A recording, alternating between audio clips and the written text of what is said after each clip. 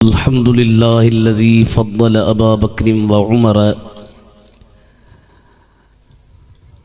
बअदल अंबिया वल मुरसलीन वस्सलातु वस्सलामु अला सय्यिदिना व नबिय्यिना व महबूबिना मुहम्मद व अला आलिहि व अस्हाबिहि अजमईन। मोहतरमुल मकाम दोस्तों अजीज़ो, असांजी सिंध जेका है या अक्सर करे जॾहिं खां सिंध जे अंदर इस्लाम आयो आहे उन टाइम खां वठी करे असांजा वॾा असांजा अकाबिर आलिम चाहे असांजा समाजी ऐं रूहानी शख्सियात जेके बि रहियूं आहिनि तई तारीख़ खे पढ़ो त उहे सभई अहले सुन्नत व जमात जे मसलक वारा हा। पोइ हाणे इहो हिकिड़ो उसूल आहे त जिथे हक़ हूंदो उते बातिल पंहिंजे कोशिशुनि खे जारी रखंदो आहे त मां हक़ खे ख़तमु कयां। उन सिलसिले में असांजी सिंध में काफ़ी वक़्त खां वठी करे काफ़ी फितना आया। आलिमन अल्लाह ताला ख़िज़री हयाती ॾे मुंहिंजे वालिद साईं मुफ़स्सिर कुरान पीरे तरीक़त उस्ताज़ुल उलमा जामिउल माक़ूल वल मनक़ूल बुलबुल मदीना जन खे जो पाण सॼी सिंध में झरनि में जंगनि में हाणे त लाइट सुवारियूं थी वियूं आहिनि। असीं जलसनि ते वञूं था गाॾियुनि में टैक्सियुनि में या पंहिंजी कार में आसानीअ सां कंफर्टेबल तरीक़े सां वञी माण्हू उते पहुचे थो। इन्हनि बुज़ुर्गनि 50-55 साल बल्कि 60 साल दीन जी ख़िदमत कई। मक़सदु सिर्फ़ु हिकिड़ो हो, माण्हू निमाज़ुनि पढ़ाइण वारा उन्हनि खे बि हुया, उन्हनि खे जेके माण्हू रोज़े जो ॿुधाइनि उहे बि हुया, ज़कात जा मसाला ॿुधाइनि उहे बि हुया, हज जा मसाला ॿुधाइनि। हर इलाइक़े में मस्जिद हुई, पेशमाम हो।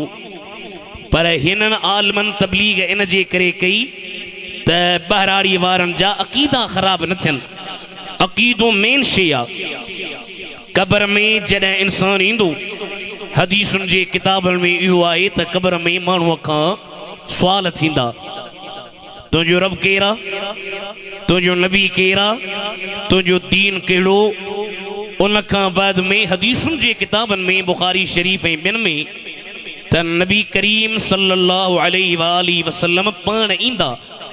वो जॾहिं पाण तशरीफ़ खणी ईंदा अल्लाह जा मलाइक चवंदा भलाणा मा कुंत तक़ूलु फ़ी हक़्क़ि हाज़ा रजुलि, हिन माण्हूअ जे बारे में तूं छा चवंदो हुई। असां जेके अहले सुन्नत वारा हूंदासीं असीं चवंदासीं साईं, असीं चवंदासीं असांजो साईं, असांजो आका, असांजो रहबर, असांजो नबी, असांजो महबूब। असांखे त इन ॻाल्हि ते फ़ख़ुरु आहे। इन मसइले मां तव्हां इहा ॻाल्हि सम्झो त क़ब्र में अमलनि जी पुछा कान थींदी। निमाज़ जी पुछा, रोज़े जी पुछा, ज़कात जी पुछा, हज जी पुछा, पारे वारनि जी पुछा इहा थींदी क़यामत जे ॾिहाड़े। क़ब्र में पुछा थींदी ईमान जी, ईमान हुयुसि या न हुयुसि, अक़ीदो सही हुयो या न। इन सिलसिले में हाणे असांजे सिंध में हिकिड़ो फितनो पियो फैलिजे जंहिंखे चवंदा आहिनि शीयू। हाणे शीए जा हिकिड़ो क़िस्म कोन्हे, असांजे सिंधीअ में चवंदा आहिनि बिमुही बला। बिमुही बला माना ॾाढी ॾिंगी आहे। ही बिमुही बला बि कान्हे का, अञा वॾी बला वा जंहिंखे अलाए केतिरा मुहन। शाह वलीउल्लाह मुहद्दिस देलवी वॾो आलिम हो, उनजो फर्ज़ंदा शाह अब्दुल अज़ीज़ देलवी उन फ़ारसी ज़ुबान में किताब लिखियो आहे, मुंहिंजे लाइब्रेरी में हिते पियो आहे, तोहफ़े इस्ना अशरिया। उन में ऐं जंहिं सुणे जी तई यारी शरीफ़ में आया हो कुतुबुल अक़ताब गौसुल वक़्त गौसुल ज़मान। पर जंहिंजो कदम हर वलीअ जे कंध ते आहे उन बादशाह पीर दस्तगीर शीयनि जा अलाए केतिरा फ़िरका लिखिया आहिनि। पर हिकिड़ा त उहे शिया आहिनि जिन खे ताईं असीं सुञाणूं अबाई शियो आहे। पर वरी हिकिड़ा अहिड़ा शिया आहिनि जिन खे असीं ताईं सुञाणे न सघंदासीं। सुञाणे न सघंदासीं मतिलबु आहे असां वांगुरु निमाज़ पढ़ंदा, असां वारा कम कंदा, यारनि चइनि खे बि गारियूं कोन ॾींदा, नबी करीम जे घर वारनि खे बि गारियूं कोन ॾींदा।